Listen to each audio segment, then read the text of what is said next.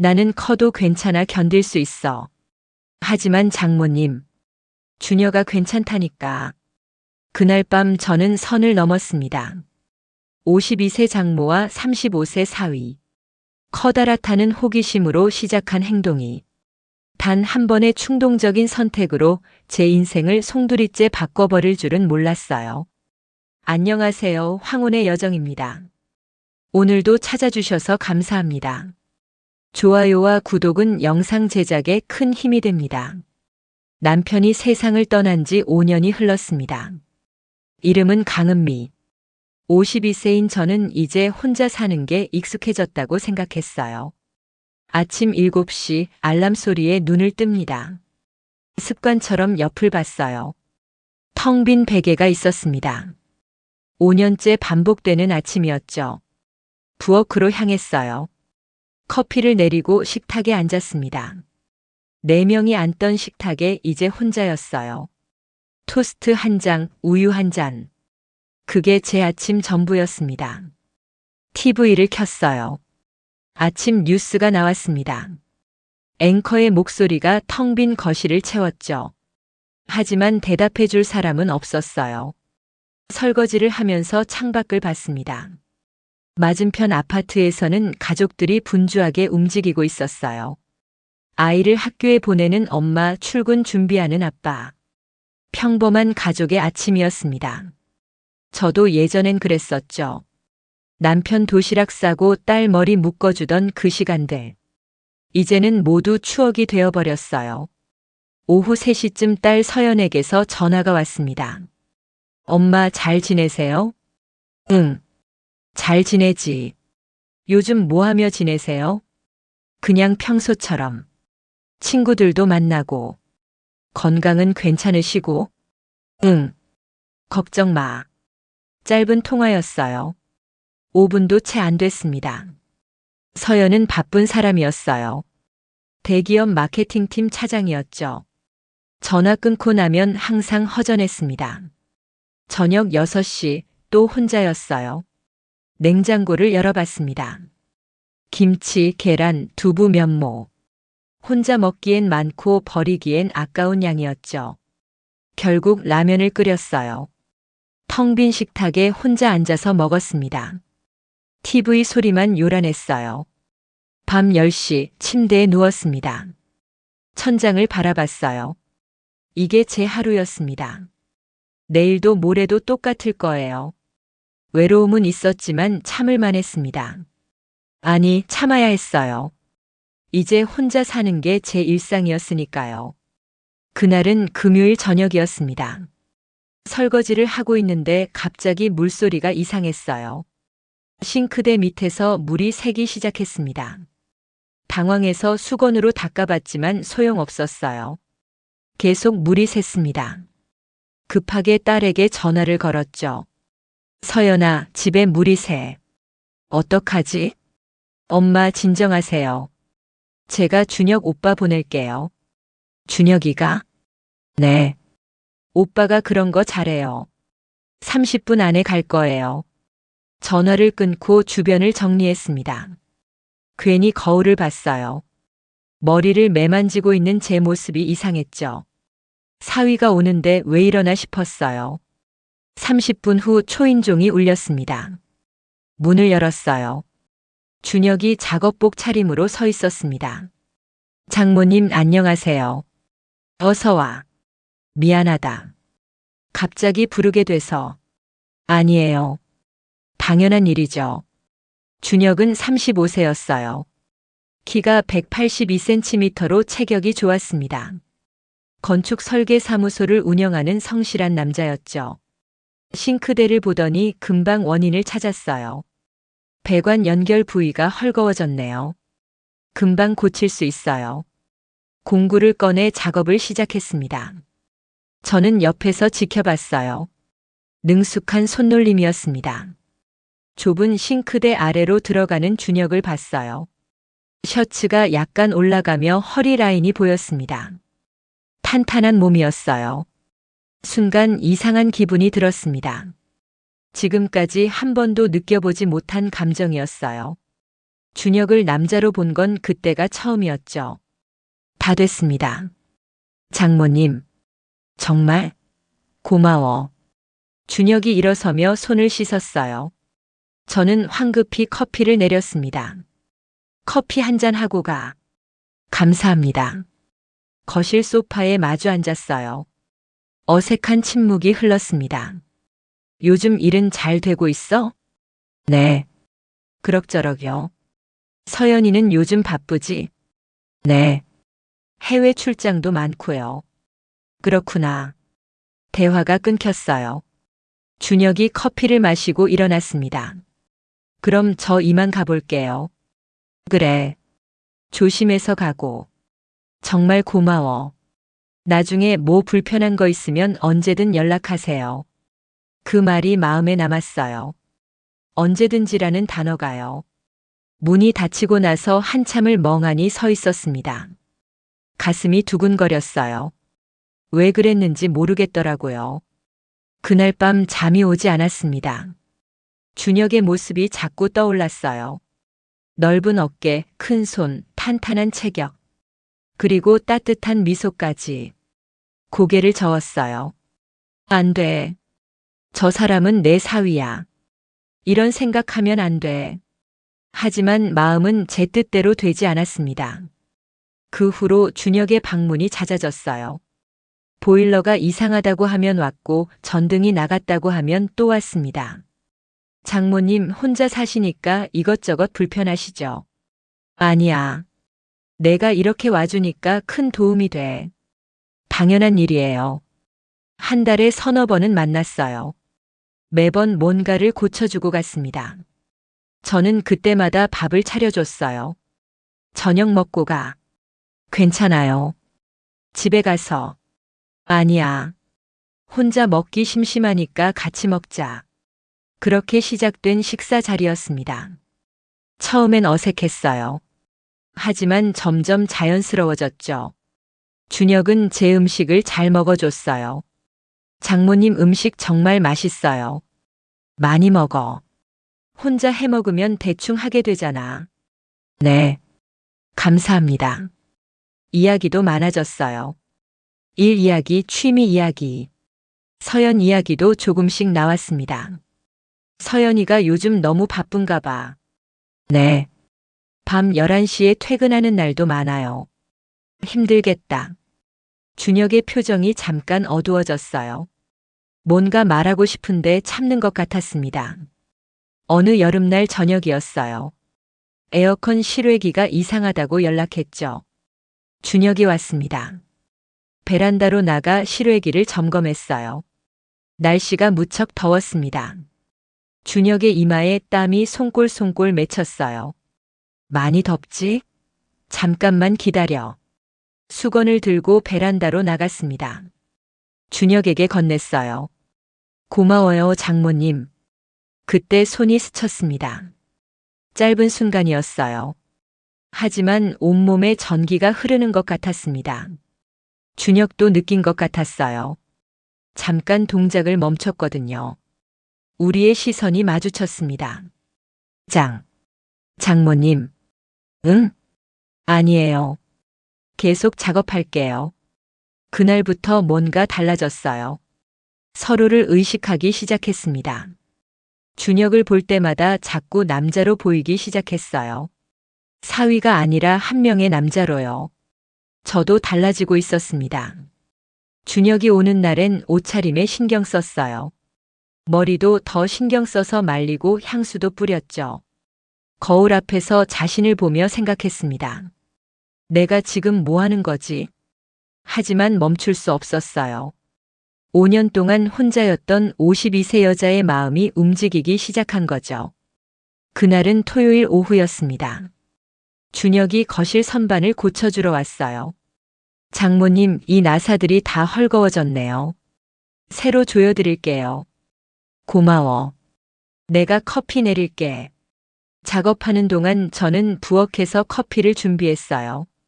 그때 거실 소파에 준혁의 핸드폰이 놓여 있는 게 보였습니다. 띠링띠링. 메시지 알림이 연달아 울렸어요. 한 번도 아니고 3번, 4번이나요. 가져다 줘야겠다 싶어서 핸드폰을 집어들었습니다. 그런데 화면에 메시지가 그대로 떠 있었어요. 발신자는 와이프. 그러니까 제 딸 서연이었습니다. 원래는 보면 안 되는 거였어요. 정말이에요. 하지만 화면에 뜬 글자들이 자꾸 눈에 들어왔습니다. 여보, 미안해. 어제 너무 심하게 거부해서. 손이 멈췄어요. 다음 문장이 저절로 눈에 들어왔습니다. 근데 진짜 힘들었어. 당신이 너무 커서. 크기도 부담스러운데 체력까지 너무 좋으면 나는 못 버텨. 다음엔 좀만 천천히 해줘. 심장이 쿵 내려앉는 느낌이었습니다. 이건 제가 봐선 안 되는 내용이었어요. 부부 사이의 은밀한 문제였죠. 황급히 화면을 끄고 부엌으로 향했어요. 준혁아, 문자 계속 오는데 확인해봐. 목소리가 떨리지 않으려고 애썼습니다. 아, 감사합니다. 준혁이 핸드폰을 받아들고 화면을 확인하는 순간 얼굴이 굳었어요. 그리고 저를 쳐다봤습니다. 우리의 시선이 마주쳤어요. 준혁은 알았습니다. 제가 메시지를 봤다는 걸요. 저도 알았어요. 준혁이 제가 봤다는 걸 알았다는 걸요. 어색한 침묵이 거실을 가득 채웠습니다. 저기, 장모님. 아, 내가 커피 내릴게. 준혁이 아메리카노 좋아하지? 황급히 화제를 돌렸어요. 준혁도 더 이상 말하지 않았습니다. 하지만 공기가 완전히 달라진 게 느껴졌어요. 뭔가 보이지 않는 선이 그어진 것 같았습니다. 그날 준혁은 선반을 고치고 일찍 집으로 돌아갔어요. 장모님, 그럼 먼저 가볼게요. 그래. 조심해서 가. 문이 닫히고 나서 저는 소파에 주저앉았습니다. 가슴이 두근거렸어요. 왜 심장이 이렇게 뛰는 걸까요? 저는 52세 중년 여성이에요. 그리고 준혁은 제 사위, 딸의 남편입니다. 하지만 그날 밤 이상한 꿈을 꿨어요. 메시지에 적혀 있던 그 내용이 자꾸 떠올랐습니다. 당신이 너무 커서 크기도 부담스러운데. 새벽에 깼을 때 얼굴이 화끈거렸어요. 안 돼.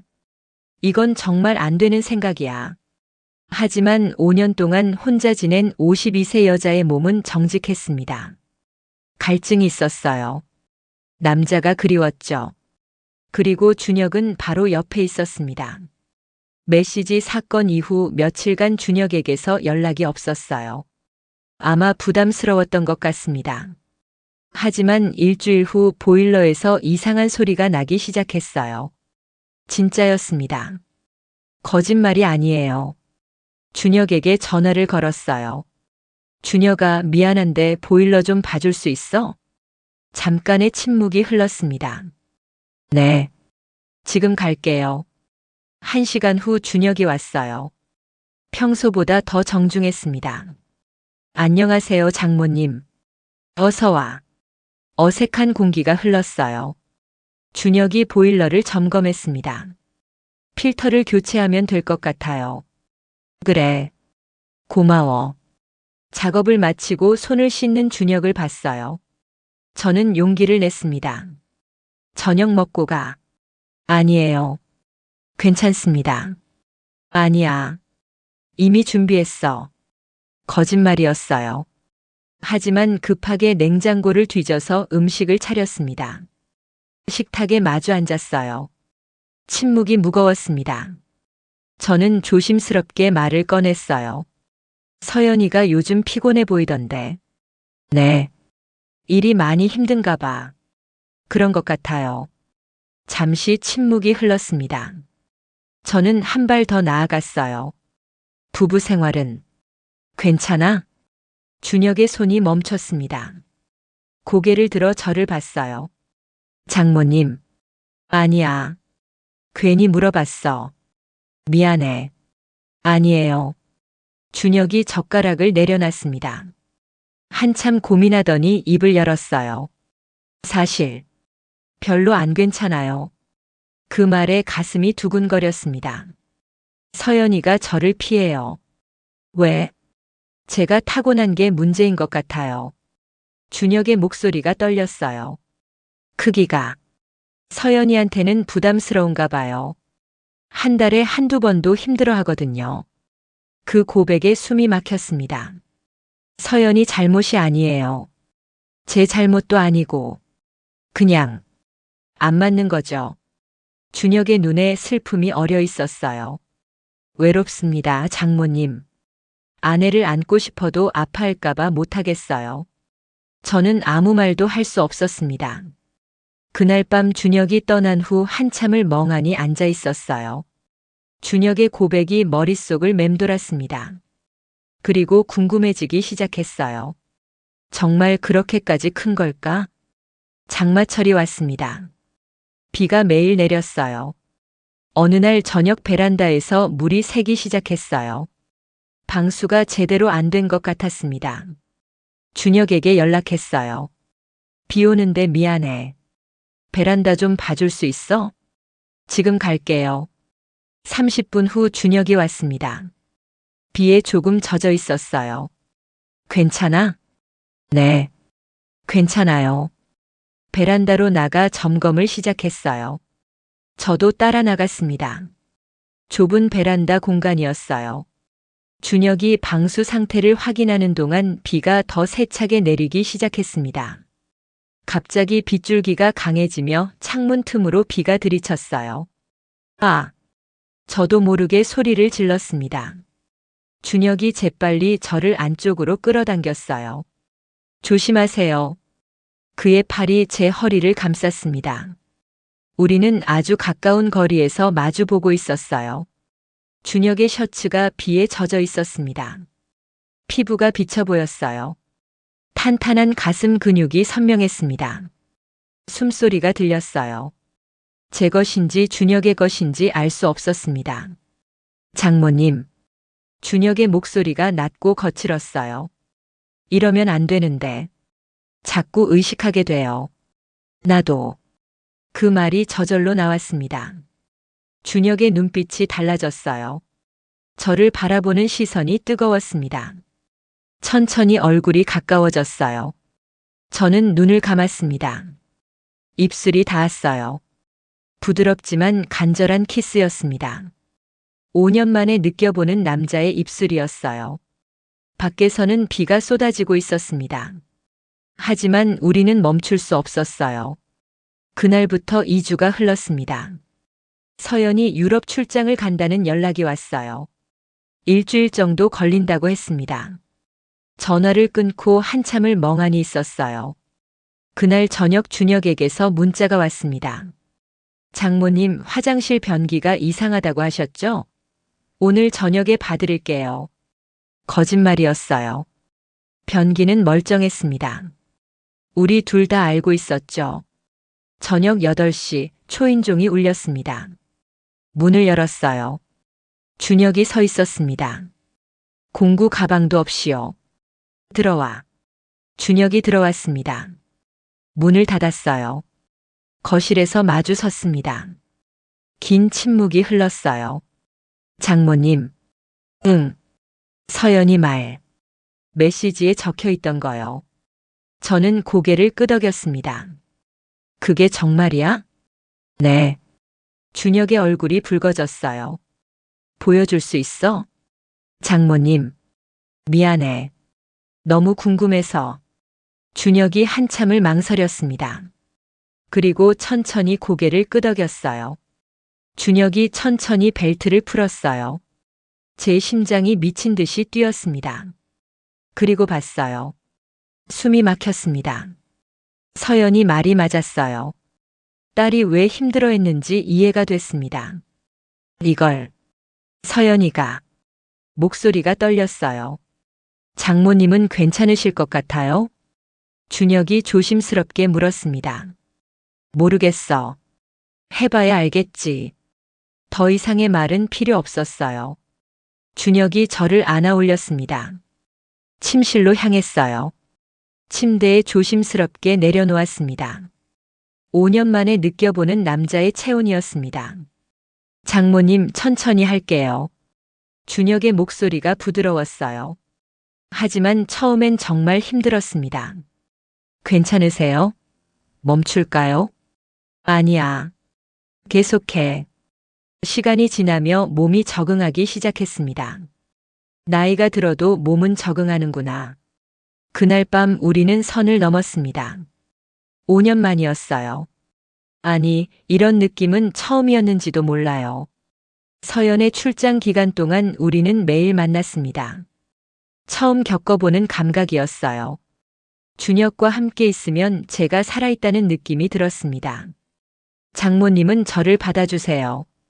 어느 날 밤 준혁이 말했어요. 처음이에요. 이렇게 편안한 거. 나도 그래. 우리는 서로를 필요로 했습니다. 하지만 시간이 지나며 문제가 생기기 시작했어요. 아침에 일어나면 온몸이 쑤셨습니다. 허리가 아팠어요. 다리에 힘이 없었죠. 52세의 몸으로 35세 남자의 체력을 따라가기엔 무리였습니다. 한 달쯤 지났을 때였어요. 아침에 일어날 수 없었습니다.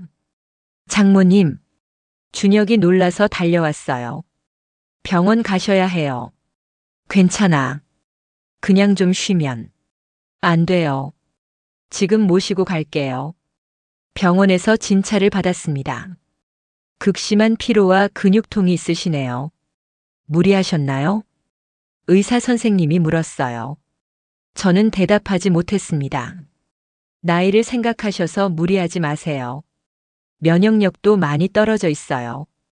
약을 처방받고 나왔어요. 준혁이 미안한 표정으로 저를 봤습니다. 장모님, 제 잘못입니다. 아니야. 제가 너무 무리하게 한 거예요. 준혁아, 나도 원했어. 하지만 저는 알았어요. 제 몸이 한계를 말하고 있다는 걸요. 2개월이 지났습니다. 어느 금요일 저녁 서연에게서 전화가 왔어요. 엄마, 내일 저녁 시간 되세요? 응, 왜? 오랜만에 우리 셋이 외식하자. 요즘 엄마 너무 자주 혼자 계시는 것 같아서. 가슴이 철렁 내려앉았습니다. 괜찮아, 너희 둘이. 안 돼요.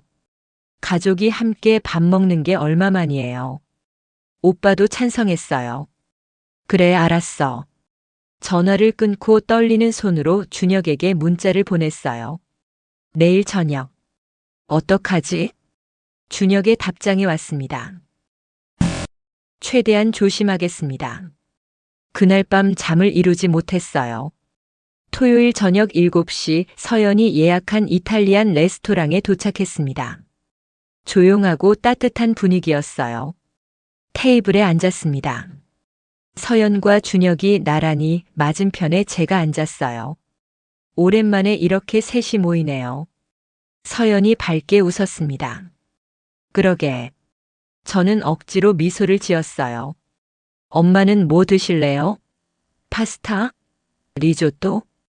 난 아무거나 괜찮아. 오빠는? 전 스테이크요. 그럼 파스타 2개, 스테이크 1개 시킬게요.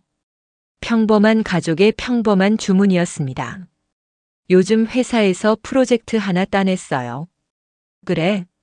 우리 딸 대단하네. 오빠 덕분이에요.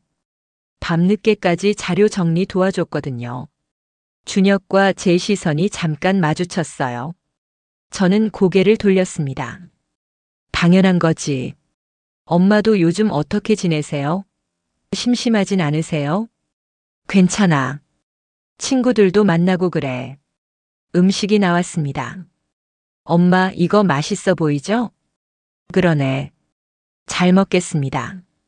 맛있게 드세요. 준혁의 목소리였어요. 세 사람이 포크를 들고 식사를 시작했습니다. 지극히 평범한 가족의 식사 풍경이었어요. 다음 달에 제주도 가려고 하는데 엄마도 같이 갈래요?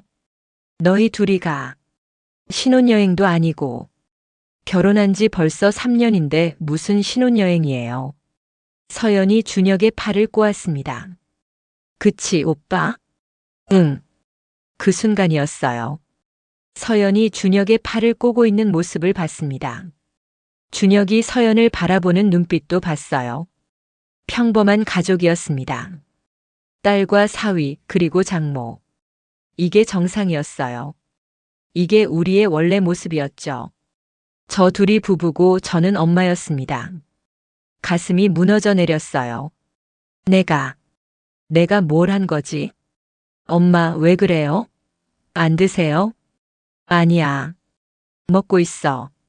표정이 안 좋으신데. 어디 불편하세요? 괜찮아. 그냥 생각이 좀. 장모님 괜찮으세요? 준혁이 조심스럽게 물었어요. 응. 화장실 다녀올게. 자리에서 일어났습니다. 화장실 세면대를 꽉 잡았어요. 거울 속 제 얼굴을 봤습니다. 눈가에 주름, 지친 표정. 손을 떨며 물로 얼굴을 씻었어요.